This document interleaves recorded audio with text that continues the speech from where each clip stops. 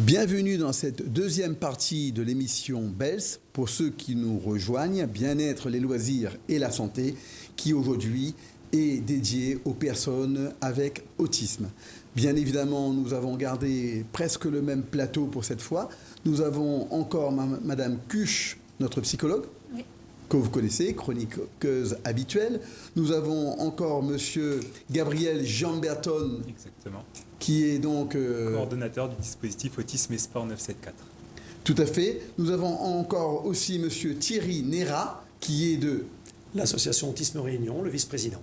Et nous avons le plaisir, bien évidemment, d'accueillir une nouvelle personne, qui est Monsieur Raharidjaona, je vais bien prononcer, oui. Kevin. Alors, dites-nous ce que vous représentez aujourd'hui. Je suis trésorier dans une association assez nouvelle qui s'appelle GEMTSA 974. GEM, ça signifie groupe d'entraide mutuelle. C'est un groupe d'adultes qui se retrouvent entre eux et c'est le principe qu'il y a pour tous les GEM en fait. Oui, tout à fait. Nous sommes la première GEMTSA de La Réunion, puisqu'il y en a d'autres en métropole, mais on peut dire que nous sommes parmi les premiers qu'il y a dans toute la France. Et cette association permet notamment de faire sortir les autistes de leur isolement en leur proposant diverses activités du genre des sorties, voyages, aussi activités couture, enfin divers ateliers. En fait, c'est comme un club associatif où on retrouve les gens qui partagent une même passion ou une même identité. Oui, tout à fait, c'est tout à fait ça. Mais c'est surtout destiné aux autistes qui sont autonomes, majeurs autonomes. C'est-à-dire vraiment des autistes qui sont vraiment capables de... Par exemple, de pouvoir se rendre dans l'association vraiment par leurs propres moyens ou accompagnés. Mais c'est vraiment pas une association qui, on peut dire, c'est... une association de garderie, voilà. C'est vraiment pour les personnes qui sont vraiment autonomes. Madame Cuche, le principe des GEM, justement, de façon générale. Oui, c'est effectivement, comme leur nom l'indique, c'est cette entraide mutuelle. C'est ces adultes qui peuvent se retrouver entre eux pour organiser des activités, se retrouver simplement pour partager un temps commun. C'est couper l'isolement, en fait, tout simplement. Moi, j'avais une question, justement, parce que je suis très intéressée, pour pouvoir orienter des patients. Vous vous situez où à La Réunion? On se situe sur la commune de Saint-Paul, à l'adresse 42 rue Chaussée Royale. Très bien. Écoutez, merci. C'est un très, très beau projet que vous menez. Et vous disiez que justement c'est le premier. Est-ce qu'il y a vocation d'en avoir plusieurs aux quatre coins de l'île, par exemple? On aura des antennes du GEM dans le nord et dans le sud, normalement. Oui, ce qui est important. Même si ce n'est pas d'autres structures, c'est des antennes de la même. Tout à fait. Monsieur Néra, vous vouliez compléter? Alors, l'association Autisme Réunion est parrain du GEM. Donc, en fait, l'idée, c'est qu'on a recopié un petit peu ce qui se passait aussi en métropole, mais pour l'adapter à une sauce locale. C'était important pour nous de les accompagner. Alors, on les accompagne encore aujourd'hui, mais on leur laisse une assez large autonomie parce qu'ils ont un budget à gérer. C'est une vraie association. Kevin donc en est le trésorier. On va donner une aide avec nos trésoriers à nous d'association, mais aussi ils ont une certaine autonomie, ils doivent gérer un budget. Donc comme une association. Donc nous, on a travaillé avec les pouvoirs publics. Notamment la ARS qui a été formidable par rapport à ça. Incontournable. C'est clairement, c'est grâce à eux que la structure est là aujourd'hui en place. On a fait la recherche d'un endroit accessible, donc aujourd'hui plus sur Saint-Paul, mais proche d'un arrêt de bus, pour que les jeunes puissent venir justement, comme il le signalait tout à l'heure, seuls. Donc je pense que on les aide, on est là encore à les accompagner, mais rapidement ils seront capables de faire plein de choses, quoi. Oui, c'est super. Même lorsqu'on devient complètement capable de faire tout seul, quand on a un parrain, c'est toujours confortable. C'est toujours mieux. Oui. C'est toujours mieux, c'est clair. Dans tous les domaines de la vie. Effectivement. Donc pour ce groupe d'entraide mutuelle, n'hésitez pas à les solliciter. Vous les rejoindrez si cela correspond à votre envie. Mais en tout cas, ils seront disponibles et volontiers, ils répondront aux gens. Absolument. Et des gens qui, par exemple, ne sont pas diagnostiqués autistes, mais qui, avec le reportage, par exemple, s'identifient, se disent « Tiens, j'ai quand même des points communs ». Est-ce qu'ils peuvent peut-être commencer par vous contacter, vous, et pour ensuite aller peut-être vers des expertises Si vous me permettez, oui, je pense qu'effectivement, ils peuvent rentrer en contact avec l'association, mais je ne dirais pas qu'il faut un passeport pour prouver que l'on est bien autiste ou autre. Mais effectivement, si on sent qu'on a des choses qui sont particulières, prendre contact, c'est très bien. Et se rapprocher d'une structure comme le CRIA pour pouvoir se faire diagnostiquer, même si on est adulte âgé. Parce qu'il y a des personnes qui auront, peut-être aujourd'hui des gens qui suivent l'émission qui ont 40 ans, peut-être plus, et se disent mais ça fait des années, finalement je me ressens, il y a des choses que je sens, j'ai des fibres particulières. Monsieur Nérin, oui. c'est pour ça qu'on fait cette émission. C'est pour ça que pour que les gens puissent retrouver des ressources qui leur correspondent et parfois avoir un éclairage. Avec Madame Cuche, on a vu plusieurs fois des adultes qui, à travers un livre, sur une thématique de l'autisme ou d'autres, qui peuvent justement se dire « Ah, là, je me reconnais ». Madame Cuche. Bien sûr, oui, évidemment, ça fait partie aussi de la patientèle que je peux recevoir. C'est un reportage, c'est un article de presse, c'est un ouvrage, et où la personne se reconnaît, et d'un seul coup, il y a comme une porte qui s'ouvre enfin vers quelque chose de la compréhension d'un fonctionnement. Et donc, c'est la première étape pour aller ensuite rencontrer des professionnels, pouvoir passer des tests si c'est nécessaire pour pouvoir être enfin reconnu. Pour ces adultes qui sont passés entre les mailles de l'identification, souvent ils ont donc la capacité de lecture, ils ont cette possibilité, pas tous bien évidemment, pas tous, mais du coup, est-ce que vous auriez un livre, en plus de notre émission, qui j'espère avec votre contribution sera regardé, partagé, mais est-ce que vous auriez un livre, un titre ? Moi, je me tournerai, honnêtement, j'en ai parlé déjà plusieurs fois depuis le début de l'émission de Joseph Chovanec. Oui. Je pense que ça peut être une approche. Regardez aussi, aujourd'hui, tout le monde est ouvert à la multimédia. Chovanec, vous pouvez donner l'orthographe du nom éventuellement. Alors, Joseph, c'est Josef, oui. Et Chovanec, c'est Schovanec. Très bien. Voilà. Mais écoutez, merci pour cette idée. Aussi sur Internet, pardon. Il y a aussi aujourd'hui... Il y a plein de choses, voilà. Effectivement. Joseph Chovanec a beaucoup de vidéos sur YouTube. Ses conférences sont souvent relayées. Et il a vraiment une approche très intéressante pour en parler. Pour préparer l'émission, je vous avoue que moi aussi, j'ai vu des émissions et je suis allé voir celle de, par exemple, l'association Frédéric Lehavasseur. Vous avez un site qui est magnifique. Ce n'est pas le seul que j'ai vu, mais... On a un site, donc je remercie Clément qui se charge de ce site, qui a beaucoup travaillé là-dessus. C'est vrai que c'est un site qu'on a voulu mettre en place et on a beaucoup travaillé aussi depuis qu'il est arrivé sur Autisme et Sport et sur le Facebook notamment. Récemment, on a pu faire une vidéo de présentation en fait, des différents organismes, des différentes administrations, des différentes personnes qui s'occupent des personnes autistes à La Réunion. Parce que c'est vrai que c'est pas toujours évident de savoir à qui on peut s'adresser, qui est-ce qui existe. Et nous, on rencontre dans Autisme et Sport beaucoup de familles qui nous disent moi, je sais pas exactement ce qui existe, je sais pas à qui m'adresser, parce que des personnes qui sont arrivées il n'y a pas longtemps, des personnes qui n'ont pas forcément le réseau.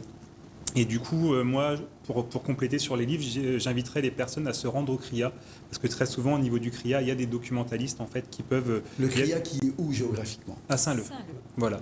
Et ils ont des bibliothèques, en fait, ils ont plein de choses, et du coup, on peut leur dire, voilà, je cherche des documents sur l'autisme, sur le diagnostic, et ils pourront nous dire ou nous répondre par mail, il y a tel document, il y a telle mémoire, il y a telle chose, donc il ne faut pas hésiter à les solliciter, ça fait partie de leur mission. Oui, quand vous les appelez, ils vous donnent beaucoup d'informations. Hein. Et se rapprocher aussi des associations. Enfin, il y a l'association Autisme Réunion, il y en a d'autres aujourd'hui qui œuvrent aussi à La Réunion, mais se rapprocher des associations, on est là pour ça aussi. C'est notre mission. Le CRIA, de toute façon, je pense, va pouvoir relayer l'information. Où sont les associations en fonction de lieu où on habite sur l'île. Tout à fait. Et les professionnels, bien évidemment. En tout cas, je vous propose maintenant de découvrir justement un autre reportage où une personne avec autisme de haut niveau nous parle de son vécu. En fait, c'est super compliqué parce que pour moi, j'ai toujours été normale. C'est les autres qui sont bizarres. Mais... Je peux te rassurer, c'est le cas pour tout le monde. Tout le monde pense que c'est... En grandissant, disons qu'il y avait des problèmes, des trucs qu'on me reprochait, que je comprenais pas. J'avais que les retours des autres qui me disaient que là, t'arrives pas, là, c'est pas normal. Et c'est quand vraiment j'ai fait des études pour essayer de trouver du travail et que j'y arrivais pas. J'avais déjà une psy à l'époque, mais on avait posé un autre diagnostic où j'étais peut-être bipolaire ou un truc comme ça, mais je me reconnaissais pas non plus là-dedans. J'ai commencé je crois que j'avais 25 ans et j'ai eu le diagnostic à 27 ans. Alors j'ai un bac plus 4. J'ai pris plusieurs années parce que j'ai dû redoubler, j'avais des difficultés quand même. J'arrive à retranscrire, j'arrive à écrire, j'écris beaucoup. Donc j'arrive à faire des textes, des rédactions, des exercices. Mais j'ai pas réussi à trouver de travail au moment où il fallait passer des entretiens. On a vu 6 spécialistes, on est allé à l'hôpital et après on a eu le diagnostic. C'était assez compliqué à cet âge-là. Autiste, mais il y avait de haut niveau, TSA, Asperger, parce que déjà j'ai beaucoup de mal à comprendre les annonces et je me suis rendu compte à ce moment-là que je prenais tout au sens propre et on m'a un peu engueulée. Je comprends pas l'implicite en fait, mais je le savais pas, mais c'est-à-dire que je comprends pas ce qui est attendu si c'est pas dit. Ou pas. Moi je pense qu'on est très drôle, je connais d'autres personnes autistes qui sont très drôles aussi. Après j'ai des problèmes avec l'humour qui va lié à un contexte social. Si on me dit il a acheté 100 poules et tout, et moi je me dis mais ça fait quand même beaucoup. Donc si on me dit 10 000 poules, je dis ah oui, c'est une façon de dire que ça fait beaucoup. Si on me dit 100, je dis mais il les a mis où ces poules du coup, et alors que ça faisait 40 minutes, mais pour elle ce trajet était tellement long que ça faisait 3 heures, et je lui dis mais c'est long quand même 3 heures, il y avait des gros embouteillages. Pour toi. Et c'était toujours, j'étais dans ma bulle, mais on m'avait toujours dit, t'avais une sœur jumelle, on s'est dit que vous vous suffisiez l'une et l'autre. Oui, en fait, il faut que les choses soient d'une certaine façon, ou alignées dans une certaine façon. Moi, j'ai tendance à classer par couleur, par taille. J'ai besoin de repères, j'ai besoin de stabilité, j'ai besoin de comprendre, de savoir ce qui va se passer dans la journée ou dans la semaine. Sinon, c'est trop chaotique et j'angoisse, je bloque complètement. Oui, on m'a dit pendant le diagnostic que j'étais trop organisée. Mais le problème, c'est que si je ne m'organise pas, c'est comme si j'avais une page blanche et je fonctionne en énergie. Et que si je dois sortir 1 heure, il me faut des heures avant de préparation. Faire ma liste, faire mon budget et tout, je prépare tout ça avant. Donc tous les semaines ou tous les 15 jours, on a une sortie, on va faire les courses. Et puis je connais les magasins, je connais le plan, donc tout est dans ma tête et tout est... Et si vous arrivez dans le magasin et que le rayonnage a été changé? Ouais, c'est un stress un peu. Il faut que je refasse tous les rayons, que je les remémorise et après je refais mes courses. Je fais tous les rayons et puis après quand je sais comment ça se passe, je sais que la prochaine fois quand je viens j'ai besoin de quelque chose, je vais directement au rayon. Vous avez parfois le regret que ça n'ait pas été posé avant? Est-ce que vous avez l'impression qu'on a raté quelque chose?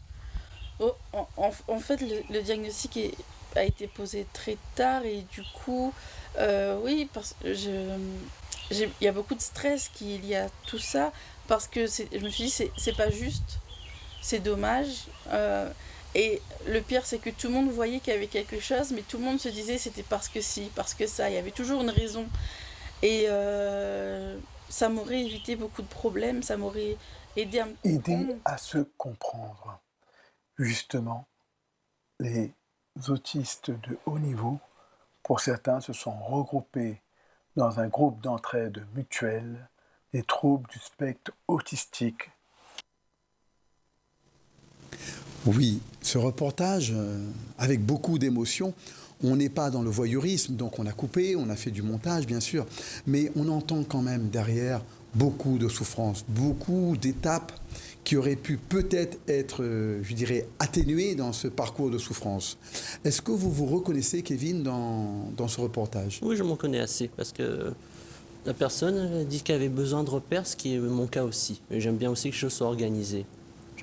C'est vrai que l'imprévu, c'est pas trop mon truc, parce que improviser après, c'est un peu difficile pour moi. Il faut vraiment que les choses soient bien synchronisées, bien organisées. Et comme ça, pour moi, tout est OK pour moi. Elle disait, par exemple, si elle va faire des courses et que le rayonnage a été changé, il lui faut d'abord faire le tour du magasin, se faire un plan du nouveau rayonnage avant de commencer ses courses. Est-ce que vous avez des gens dans votre groupe qui témoignent des choses un peu similaires? Parmi les personnes TSA que je connais, je ne sais pas encore, mais c'est vrai que moi, je suis un peu comme ça aussi. C'est vrai que quand je vois des choses qui sont différentes, par exemple dans le magasin, c'est vrai que je suis un peu désorienté, mais après, il faut toujours que je fasse un petit tour partout pour bien retrouver tous les repères des produits qui sont des produits alimentaires qu'il y a dans le magasin. Et pour moi, c'est très important d'avoir une certaine stabilité, oui, c'est ça. Alors, on a vu là une adulte, Monsieur Nera. Justement, Quand on parle des troubles du spectre autistique, souvent on le fait à partir de filtres d'enfants. Les écrits souvent parlent des enfants, des adolescents, et les adultes sont un petit peu oubliés dans cette histoire. Alors oublier, je ne vais pas dire jusqu'à oublier, mais souvent sont le parent pauvre. Mais ce qu'il faut savoir, c'est que effectivement, ces enfants vont grandir et vont devenir des adultes, donc des adultes de notre société, qui sont autour de nous aujourd'hui, avec qui on va partager des choses, peut-être aussi travailler, parce qu'il y a certains d'entre eux qui vont pouvoir travailler. Évidemment, vous comprendrez que c'est beaucoup plus simple pour une personne, je dirais, comme on nous appelle nous les neurotypiques. C'est comme ça, les neurotypiques, c'est comme ça que nous appellent les autistes. Vous voyez, c'est intéressant de savoir qu'eux aussi ont une dénomination de ce que l'on est nous. Oui. Donc voilà, parce qu'on est bloqué dans certaines choses. Hein. Nous, on trouve qu'ils sont bloqués pour certaines choses, mais eux, ils trouvent aussi que nous, on est un petit peu fermés aussi dans notre monde. Hein. Donc pour revenir à ce qu'on disait, effectivement, certains vont trouver du travail, dans des domaines que peut-être nous on n'imaginerait pas. Ils ont une précision. Tout à l'heure, Kevin disait comme ça qu'il avait besoin d'avoir de la rigueur. Il y a bon nombre d'emplois où on a besoin d'être très très rigoureux. Ah oui. Souvent, on en a retrouvé. Moi, je me rappelle, habitant sur Saint-Paul depuis bientôt 30 ans, à la poste de Saint-Paul, je pense que j'avais quelqu'un qui était très très rigoureux et je voyais par rapport à son organisation et sa façon de recevoir les gens. Et évidemment, il avait une particularité. Mais il y a des emplois, bon, je parle de ça, mais il y a bon nombre d'emplois. On a alors aujourd'hui, je pense qu'on suit une vingtaine d'adultes en entreprise. Et je pense que certains employeurs sont très contents de ces salariés parce qu'ils apportent beaucoup de choses à l'entreprise, vraiment une plus-value. C'est ce que disait M. Chevret tout à l'heure. Oui. Avoir un enfant qui est avec autisme, c'est la richesse d'une différence. À nous d'exploiter cette différence dans le bon endroit, dans la bonne fonction, et là, on arrive à des choses, n'est-ce pas? Bien sûr. Oui, alors si je peux juste me permettre un mot, oui, mais c'est vrai que quand ils sont petits, voilà, c'est pas toujours facile, parce que gérer cette différence, c'est pas évident, parce qu'on se cale beaucoup par rapport au reste, par rapport à ceux qui nous entourent, donc c'est pas simple, c'est quand même pas aussi facile que ça. Quelqu'un d'autre veut rebondir? Oui, moi je voulais revenir juste par rapport aux personnes avec autisme qui verbalisent sur l'idée de la définition de l'autisme et l'idée de la communication. C'est vrai qu'on a souvent au niveau des représentations le fait que une personne autiste, elle est dans sa bulle et elle ne parle pas. Et on se rend compte qu'on a pu voir que là les personnes parlent. Donc on peut se dire finalement ils parlent et ils ne sont pas autistes. Sauf qu'en fait la communication c'est pas uniquement quelque chose de verbal et c'est aussi les interactions, c'est aussi le regard, c'est aussi le second degré. Et même si on parle, on n'a pas forcément accès à tous ces domaines. Elle mettait en évidence que justement, elle n'arrivait pas à trouver d'emploi à cause de cette incapacité à décoder le second degré quand il y avait un entretien, plein de choses. Elle donnait un exemple très simple. Si quelqu'un donne une expression qui est juste une expression, elle disait, l'exemple c'était il a acheté 100 poules, il n'y avait pas comptabilisé, peut-être qu'il n'y en avait que 8, mais ça faisait beaucoup trop par rapport aux besoins, donc on dit 100 poules. Et elle va comprendre 100 poules de façon littérale. Si je peux intervenir, Chloé est une magnifique dessinatrice. Elle a fait elle commence une bande dessinée qu'elle a partagée avec moi et où elle montre très bien justement cet apprentissage d'une certaine manière qu'elle a eu depuis petite. C'est-à-dire qu'elle le disait dans le reportage, on me disait tu ne comprends pas. Et en fait, elle a appris au fil du temps à se faire presque des scénarios. C'est-à-dire pour telle situation, je sais que j'ai tel scénario qui va être adapté. Et donc, je vais choisir finalement le scénario qui convient. Et je trouve cette bande dessinée vraiment très bien. J'espère que très bientôt, elle pourra nous la partager. Oui, je ne manquerai pas de vous la relayer d'ailleurs. C'est gentil, mais dans son cas, elle, par exemple, il certainement se rapprocher d'associations et d'avoir un accompagnement vers les employeurs. Parce que le problème de l'employeur, si effectivement elle n'a pas peur de dire oui, moi je suis porteur d'un trouble, de quelque chose d'un peu différent, et qu'elle met le mot autiste ou autisme, souvent aujourd'hui encore ça fait peur. On a peur de la différence, souvent c'est ça le problème. Et quand on a mis en avant, qu'on a montré aux gens qu'il y a bon nombre de qualités qui vont vraiment servir l'entreprise, alors les gens disent finalement c'est formidable, ils ont essayé, ils mettent le pied à l'étrier. Là je pense à un jeune que l'on a sur Saint-Denis qui travaille donc au sein d'une laverie et qui plie le linge de façon parfaite. Donc, Et tout le monde est content de son travail. Bah oui. évidemment, voilà. Et lui, il y trouve son compte parce qu'il se sent utile. Et puis, il est content parce que les gens autour de lui sont contents. Tout Oui, simplement. dans le premier reportage, on a vu le jeune homme qui disait « Je suis en BTS audiovisuel », c'était la première partie pour ceux qui nous rejoignent seulement sur la deuxième, et il disait « Moi, je suis très passionné de la chose et je souhaite travailler dans ce domaine ». Et c'est, si vous me permettez, Gabriel, je me demande même quelle est la part de sublimation pour un autiste de vouloir travailler dans l'audiovisuel, dans la communication. Moi, juste pour rebondir sur ce que vous disiez, ce qui est intéressant, c'est que moi, j'ai eu des clubs sportifs qui m'ont dit Gabriel, quand tu nous as appelé pour nous dire nous, on a envie de faire, d'accueillir, est-ce que vous avez envie d'accueillir des personnes avec autisme? Nous, au début, on s'est dit non, on ne prend pas, c'est trop compliqué. Mais après, quand tu nous as expliqué le projet, tu nous as dit tu es sur le terrain, tu nous formes, et puis au final, on voit après si ça fonctionne pas, on s'est laissé tenter. Ce qui montre bien, et au final, la jeune que j'ai accompagnée dans ce club-là, elle a pris sa licence comme tout le monde. Ce qui montre bien que c'est une méconnaissance de l'autisme, la plupart du temps, alors je dis pas que tout le temps, hein, mais très souvent une méconnaissance de l'autisme, ce qui fait qu'on n'accepte pas parce qu'on ne sait pas. Pour toutes les différences, Exactement. ce n'est pas lié spécifiquement à l'autisme. Oui, mais vous savez bien que bon nombre de nos politiciens appellent par exemple tel ou tel ministre ou président. Le dernier en date, notre président actuel, souvent ils disent « Ah oui, il ne nous écoute pas, il est autiste ». Voyez, donc il y a aussi ça, c'est ce côté collectif. Comme on a connu à l'époque pour les gens porteurs de trisomie 21, voilà. un terme inapproprié qui avait une connotation négative. Tout à fait. C'est le cas aussi pour la schizophrénie, par exemple. Donc moi c'est en ça que je suis vraiment contente de cette émission, c'est de pouvoir justement avoir des témoignages, avoir des retours de professionnels. Pour mieux on connaît les choses, mieux on les accepte. Alors, en fait, tout simplement. Madame Cuche, justement, la philosophie de notre émission, c'est d'amener des thématiques, des sujets de société de gens qui ne sont pas souvent vus, entendus à grande échelle ou dans un milieu fermé d'une association. Et justement, après avoir fait ce reportage, dans quelques mois, en refaire un autre parce que ça va permettre de déclencher des réactions, ça va permettre de déclencher des adhésions dans vos structures et peut-être avoir un suivi, savoir la pertinence de ce message. Kevin, est-ce que vous voulez rajouter des choses? Inviter des gens à vous rejoindre? Pourquoi? Comment? Oui, des TSA notamment qui veulent nous rejoindre dans le GEM. Ça, n'importe quel TSA il est invité. Bien sûr qu'il soit majeur autonome, bien sûr. Et aussi, je voudrais rajouter un truc au niveau de l'emploi, si je peux me permettre. Bien sûr. Pour ce qui est de l'emploi, on peut être aidé aussi par un dispositif qui s'appelle Emploi accompagné. Et ce dispositif m'a beaucoup accompagné, surtout au niveau de l'emploi. Ça m'a beaucoup aidé. Et c'est vrai que s'il y a davantage de personnes autistes... Vous travaillez dans quoi? Je travaille dans le France public à Réunion Première. Vous travaillez dans? À Réunion Première. Bien. Alors, vous y faites quoi? Je suis documentiste audiovisuel. Je suis là-bas depuis environ 2 ans. J'ai signé un CDI au mois de mars. Alors, je salue les collègues de cette société qui vous ont accueilli. Oui. Et ça me rappelle le jeune homme dont j'évoquais tout à l'heure sans savoir que vous étiez dans ce cas-là. Oui.